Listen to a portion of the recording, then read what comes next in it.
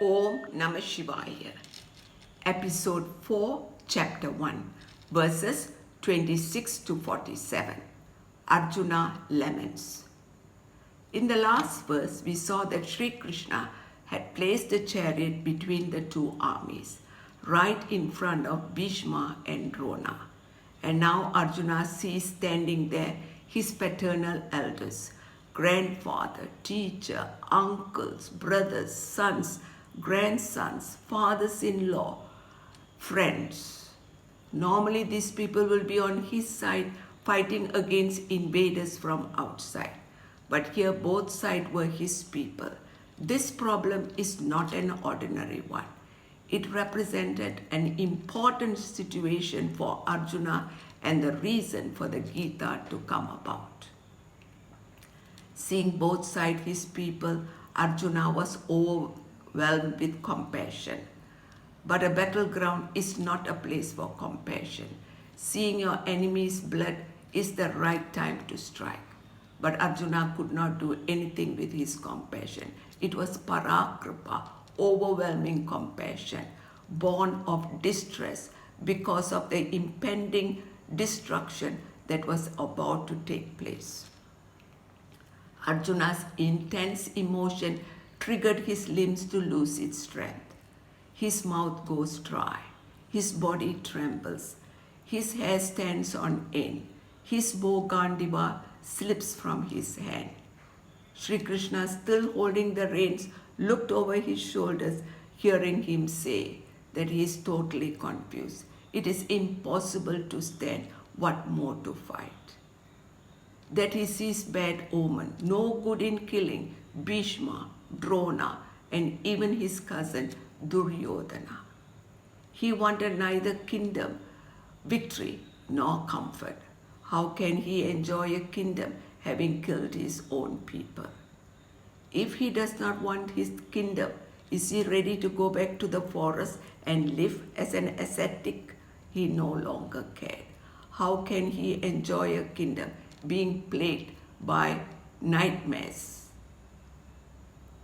In this way, he argued that the very kingdom that he was fighting for was for the very people that he will be killing.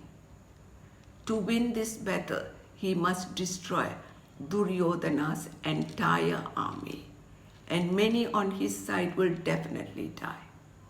And when Bhishma and Drona fought, people will die by thousands. So war became meaningless to Arjuna. When we allow our compassion to prevent us from doing our duties, we become slave to our emotion. Then we will find valid reasons to justify why we should not do our duty. So Arjuna says that even if heaven were to come to him, he does not want to do his duty, even if he gets killed, because it was not worthwhile for a small kingdom. Arjuna loses interest in the war, as the death of his loved ones, the immediate result, was not worthwhile. The Pandavas were responsible to take care of the law and order of the land. And the Kauravas were wrongdoers, they are attatayis. They have done all the 6 crimes under the law of Dharma. They have set fire to the Pandavas' wax house. They poisoned Bhima when he was young. They came after the Pandavas with weapons when they were unarmed. They occupied the land unlawfully. They robbed the Pandavas of their wealth. They kidnapped Draupadi, another's wife, for which the law of Dharma gives capital punishment, and there is no court of appeal. It is Arjuna's duty as a Kshatriya to ensure that law and order is maintained. If he fails in his duty, he incurs sin. But to Arjuna, killing his people is sin. Then Arjuna further justifies his reluctance to do his duty by stating the unseen result, the after effects of the war. He says, with all the men folks dead, the ancient family tradition will die, because there will be no one to protect the women. Thereby the women become corrupt. And the second reason he says is, with all the men folks dead, there'll be no one to do the annual ritual for the departed soul. By doing this ritual, they can neutralize the wrongdoing of their ancestors. Because of that, he said, if the Pandavas were to destroy Dharma, they will incur sin and go to hell. Now Arjuna laments. He focuses on himself, asking himself what kind of sin made him to come here with his stockpile of weapons ready to fight his own people.